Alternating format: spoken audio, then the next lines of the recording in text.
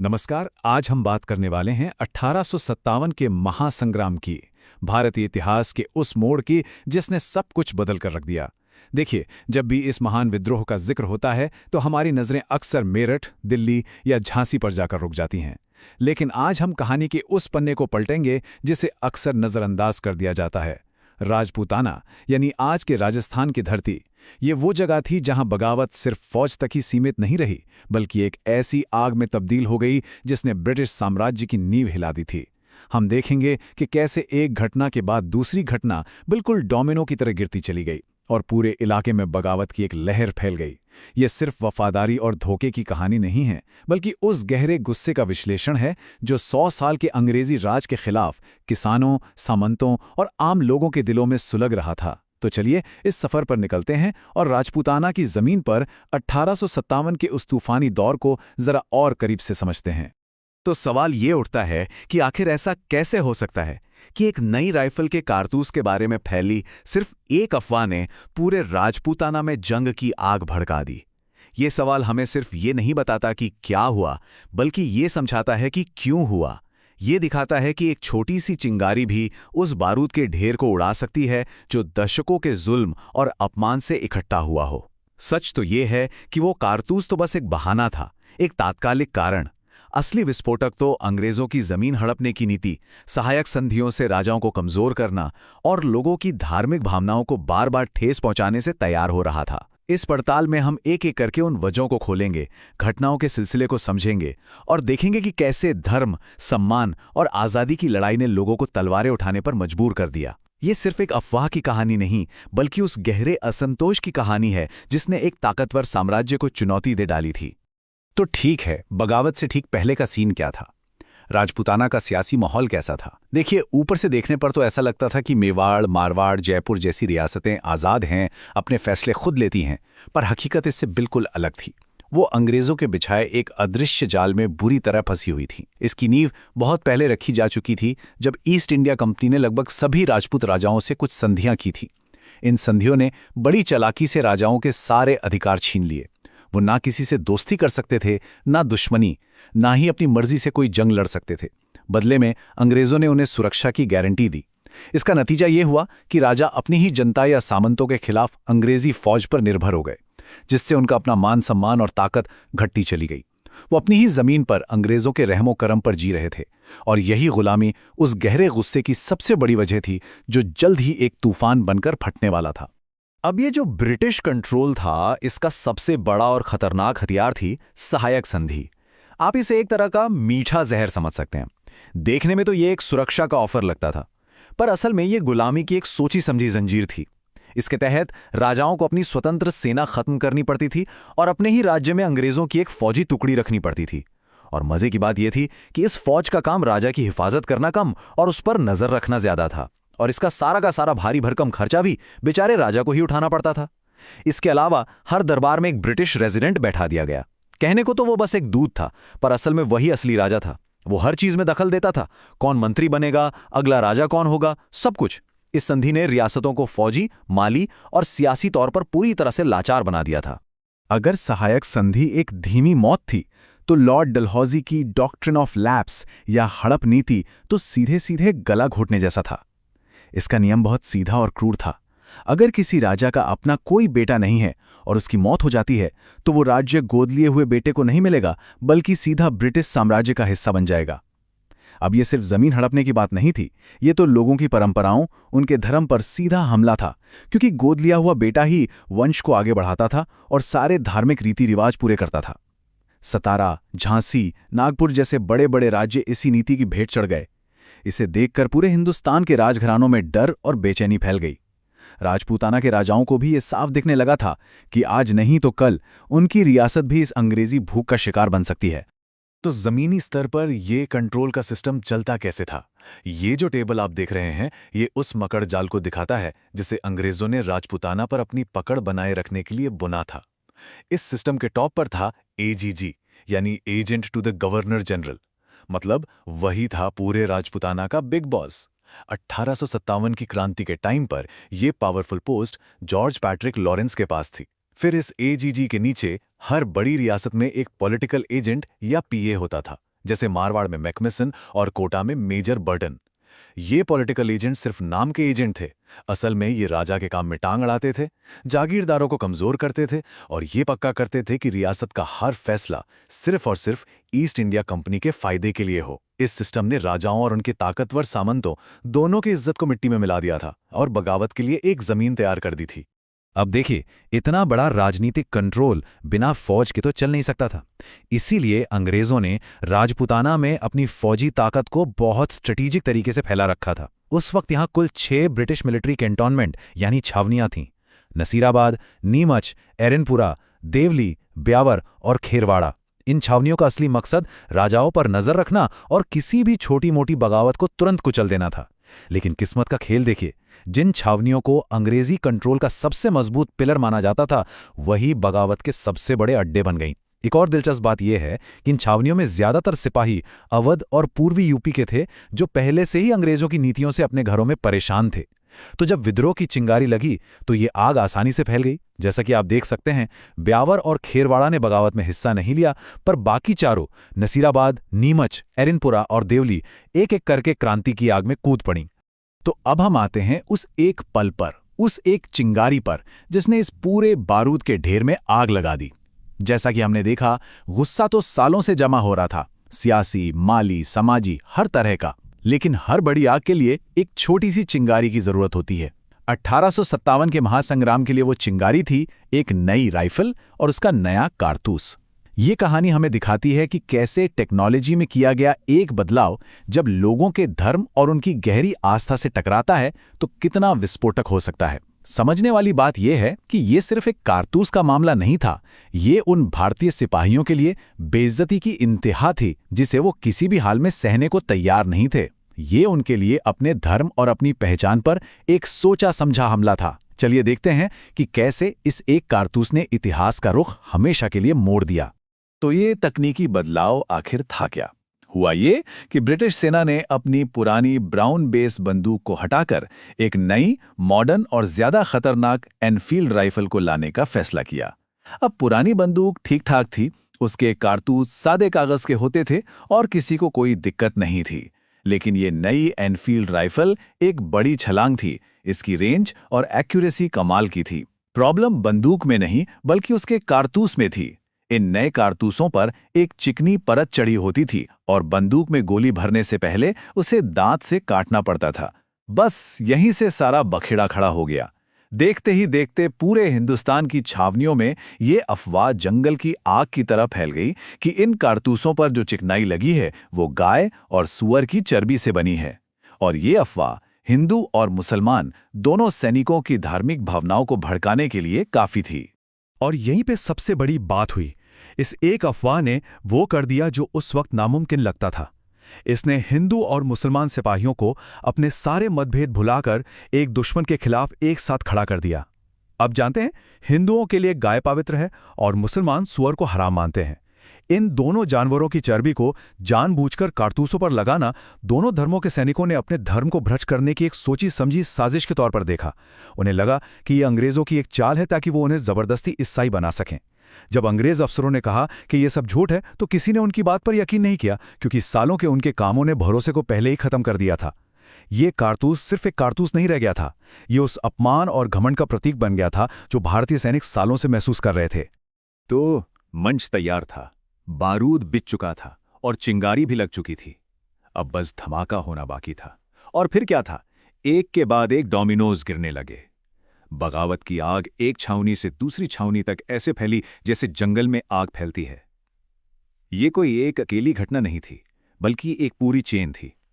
अब हम जरा सिलसिलेवार ढंग से आगे बढ़ेंगे और देखेंगे कि कैसे 28 मई को नसीराबाद से शुरू हुई ये आग कुछ ही दिनों में भरतपुर और नीमच पहुंची, फिर अगस्त में एरनपुरा में भड़की और आखिरकार अक्टूबर में कोटा पहुंची, जहां इसने अपना सबसे भयानक रूप दिखाया। ये सिलसिला हमें बताता है कि ये बगावत कैसे फैली, कैसे इसका रूप बदला और कैसे इसमें सिपाही, सामंत और आम लोग सब शामिल होते गए। तो चलिए कहानी शुरू करते हैं पहले डोमिनो के गिरने से। 28 मई 1857, जगह नसीराबाद छावनी। राजपुताना में क्रांति का बिगुल यहीं से बजा। ये तारीख मेरठ विद्रोह के ठीक 18 दिन बाद की है।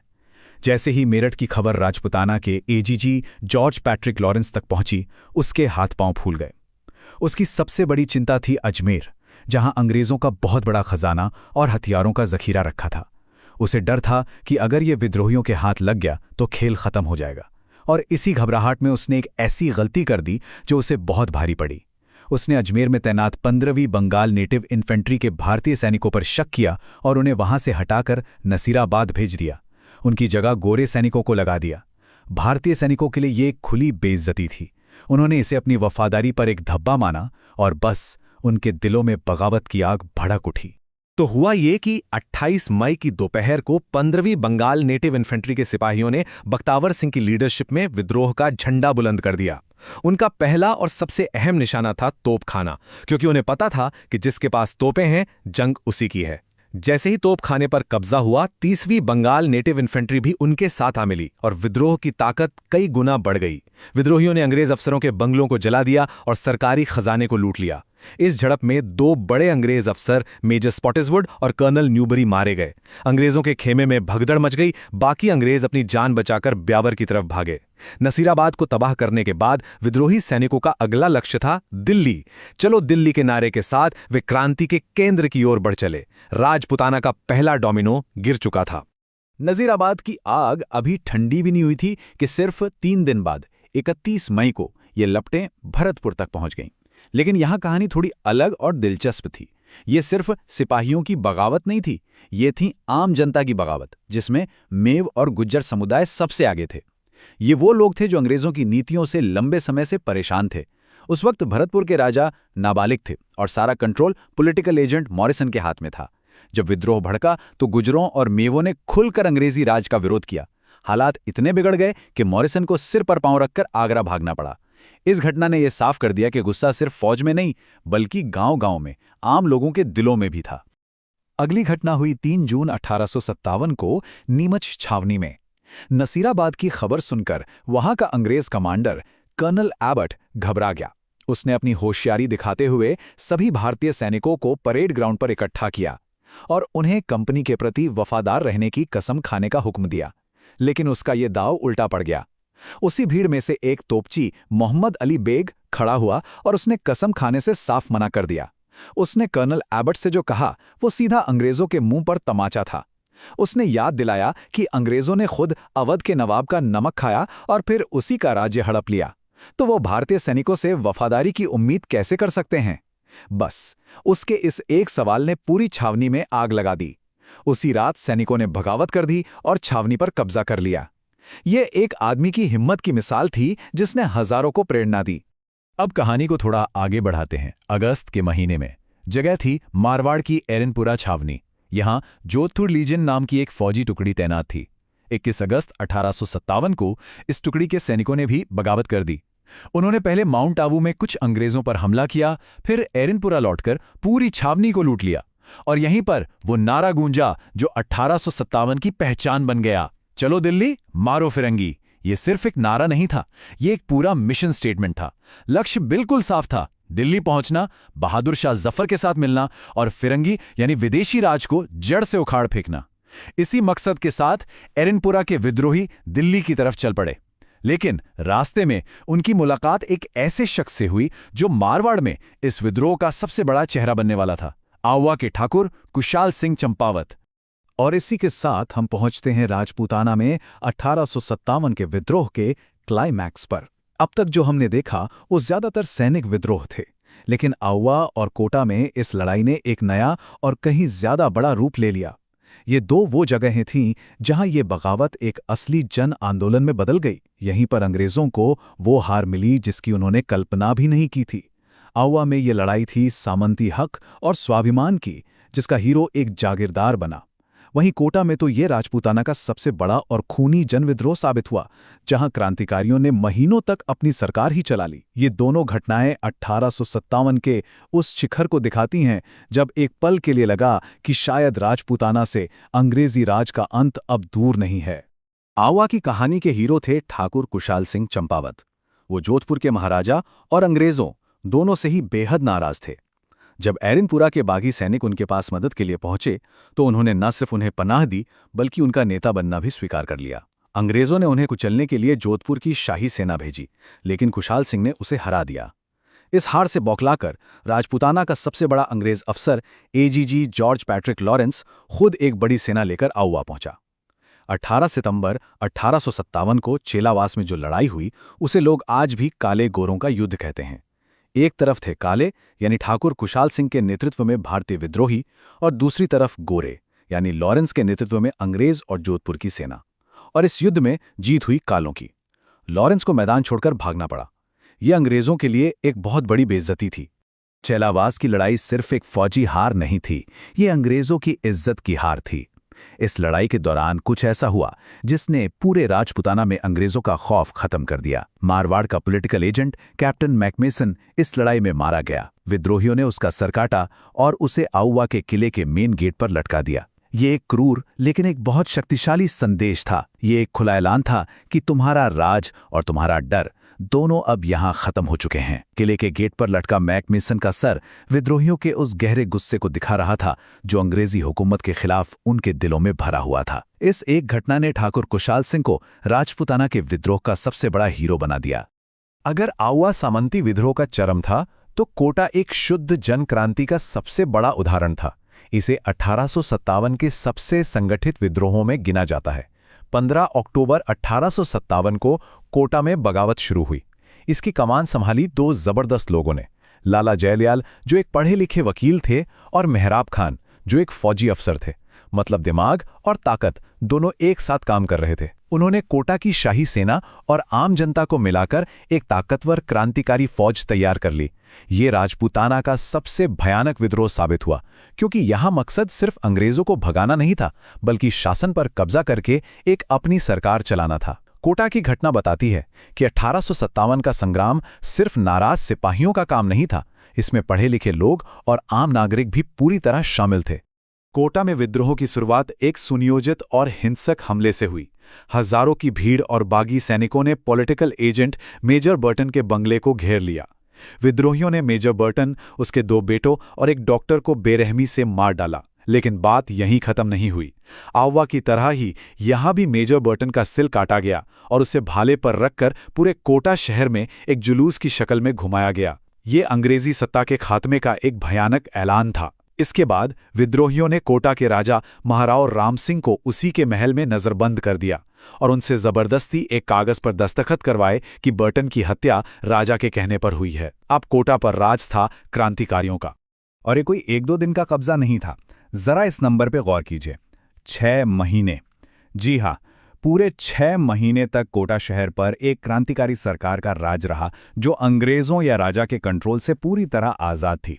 यह 1857 के पूरे संग्राम में एक अनोखी और अविश्वसनीय बात थी। लाला जयदयाल और मेहराब खान ने एक पूरा प्रशासनिक ढांचा खड़ा किया। उन्होंने शहर की सुरक्षा का इंतजाम किया, टैक्स वसूला और कानून व्यवस्था बनाए रखी। यह साबित करता है कि कोटा का विद्रोह सिर्फ एक भीड़ का गुस्सा नहीं था, इसके पीछे एक विजन था, एक प्रशासनिक सोच थी। इतने लंबे समय तक आजाद रहना कोटा के क्रांतिकारियों की सबसे बड़ी कामयाबी थी। लेकिन ये शानदार कामयाबियां ज्यादा दिन टिक नहीं सकीं। आवार और कोटा में मिली ऐतिहासिक जीतों के बाद भी विद्रोही ब्रिटिश साम्राज्य की विशाल और संगठित फौजी ताकत का मुकाबला लंबे समय तक नहीं कर पाए। अंग्रेजों ने अपनी पूरी ताकत से पलटवार किया। जनवरी 1858 में एक बड़ी सेना ने आवा पर हमला कर उसे वापस जीत लिया। ठाकुर खुशहाल सिंह को भागना पड़ा। फिर मार्च 1858 में जनरल रॉबर्ट्स ने कोटा पर हमला किया और कई दिनों की भयानक लड़ाई के बाद शहर को फिर से अपने कब्जे में ले लिया। कहानी का रुख अब पूरी तरह पलट चुका था। यह साम्राज्य के क्रूर पलटवार का वक्त था। अंग्रेजों ने एक एक करके विद्रोह के सभी सेंटरों को बेरहमी से कुचलना शुरू कर दिया। लेकिन कहानी का एक आखिरी और दर्दनाक अध्याय अभी बाकी था, जिसका हीरो था एक महान मराठा योद्धा। जब राजपूताना में क्रांति की लौ लगभग बुझ चुकी थी, तब महान सेनानायक तात्या टोपे के आने से उम्मीद की एक नई किरण जगी। अगस्त 1858 में वो अपनी सेना के साथ राजपूताना में दाखिल हुए। उनका मकसद यहाँ की रियासतों से मदद हासिल करना था। हालांकि कुवाड़ा की लड़ाई में उन्हें हार का सामना करना पड़ा, लेकिन तात्या टोपे ने हिम्मत नहीं हारी। वो महीनों तक अंग्रेजों को छकाते रहे, एक जगह से दूसरी जगह घूमते रहे, जो उनकी अद्भुत गुरिल्ला युद्ध नीति का सबूत है। जैसा कि आप देख सकते हैं, वो दिसंबर में फिर से इस इलाके में आए, लेकिन अंग्रेजी सेना लगातार उनका पीछा करती रही। जनवरी 1859 में उन्होंने सीकर में अपनी आखिरी बड़ी लड़ाई लड़ी और वहां भी हार गए। तात्या टोपे की ये कोशिश बहादुरी की मिसाल है, पर आखिर में उन्हें राजपूताना के बड़े राजाओं का साथ नहीं मिला और एक धोखे ने उनकी कहानी का दुखद अंत कर दिया। सीकर की हार के बाद तात्या टोपे ने नरवर के जंगलों में पनाह ली, पर वहीं उनके एक अपने ने, नरवर के जागीरदार मान सिंह नरूका ने, अंग्रेजों से अपनी जागीर वापस पाने के लालच में इतिहास का सबसे बड़ा धोखा दिया। उसने तात्या टोपे को सोते हुए पकड़वा दिया। उन पर नाम का मुकदमा चलाया गया और 18 अप्रैल 1859 को शिवपुरी में उन्हें फांसी दे दी गई। तात्या टोपे की शहादत के साथ ही भारत में 1857 के महासंग्राम का वो अध्याय हमेशा के लिए बंद हो गया। वो इस विद्रोह के आखिरी महान नायक थे और उनकी मौत ने उस सशस्त्र संघर्ष के एक पूरे दौर का अंत कर दिया। ये विद्रोह के खात्मे का एक दुखद लेकिन निर्णायक पल था। तो इस पूरी लड़ाई का नतीजा क्या निकला? इसने अपने पीछे क्या छोड़ा? जब विद्रोह की आग पूरी तरह बुझ गई तो अंग्रेज सरकार ने एक सीधी सादी पॉलिसी अपनाई, वफादारों को इनाम और बागियों को सजा। उन्होंने उन राजाओं और जागीरदारों को जी भरकर इनाम दिए जिन्होंने मुश्किल वक्त में उनका साथ दिया था, और उन सबको बेरहमी से सजा दी जिन्होंने उनके खिलाफ हथियार उठाने की हिम्मत की थी। यह आने वाले समय के लिए एक साफ संदेश था, जो हमारे साथ हैं वो मजे करेंगे और जो हमारे खिलाफ हैं उन्हें मिटा दिया जाएगा। ये इनाम और सजा की नीति अगले 90 सालों तक अंग्रेजी राज को भारत में बनाए रखने में बहुत कारगर साबित हुई। लेकिन इन सब के अलावा यह विद्रोह अपने पीछे एक बहुत बड़ा सवाल भी छोड़ गया, एक ऐसा सवाल जो आज भी सोचने पर मजबूर करता है। ये स्लाइड उस इनाम और सजा की कहानी को बिल्कुल साफ साफ दिखाती है। एक तरफ देखिए बीकानेर के महाराजा सरदार सिंह, जो अंग्रेजों के लिए अपनी रियासत से बाहर जाकर भी लड़े। इनाम में उन्हें 41 गांव मिले। जयपुर के महाराजा, जिन्होंने अंग्रेजों की हर तरह से मदद की, उन्हें सितारे हिंद का बड़ा खिताब मिला। और दूसरी तरफ कोटा के महान हीरो लाला जयदयाल और मेहराब खान को सरेआम फांसी पर लटका दिया गया, ताकि कोई दोबारा ऐसी हिम्मत ना करे। आउवा के बहादुर ठाकुर कुशाल सिंह को देश निकाला दे दिया गया, और जैसा हमने देखा, तात्या टोपे को भी फांसी हो गई। ये टेबल एक कड़वी हकीकत बताती है, 1957 के उस निर्णायक मोड़ पर आप किस तरफ खड़े थे, उसी से आपका भविष्य तय हुआ। और यहीं पर मैं आपको एक आखिरी लेकिन बहुत गहरे सवाल के साथ छोड़कर जाना चाहता हूं। जरा सोचिए, अगर राजपूताना के ये बड़े बड़े राजा जैसे जयपुर, जोधपुर, मेवाड़ के शासक अपनी फौज और अपने खजाने के साथ अंग्रेजों का साथ देने के बजाय विद्रोहियों के साथ खड़े हो जाते, तो क्या होता?